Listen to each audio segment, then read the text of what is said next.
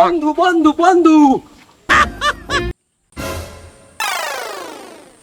হ্যাঁ বল, আর তুই কুত্তার মতো হাঁপাচ্ছিস কে? বন্ধু পয়সার লাইন তো একটা করেছি, হ্যাঁ ইনকামের লাইন একটা হয়ে গেছে। ইনকামের লাইন কিভাবে বন্ধু? বল বল বল।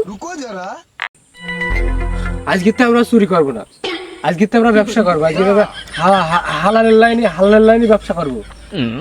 আরে তোর তো সারা জীবন চুরি করে ইনকাম করার ধান্দা, তা তুই হঠাৎ কিভাবে হালালের লাইনে যাচ্ছে আমার একটু বুঝুই বল দিন।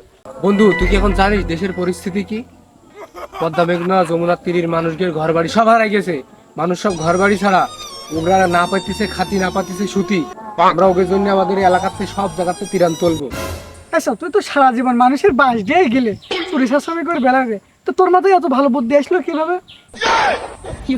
আচ্ছা যাই হোক, তো তিরাম তুলে কি তুই মানুষের দিয়ে বেড়াবি? ওরে এটাই তো ব্যবসা, এটাই তো রাজনীতি। ওই টাকা তুলবো, ওটা দিয়ে ব্যবসা করবো আমরা, ওটা দিয়ে ব্যবসা করি মনে কর কোটিপতি হয়ে যাবো। হ্যাঁ বন্ধু ঠিক বলেছিস, চল আজকেরই শুরু করে দিলাম।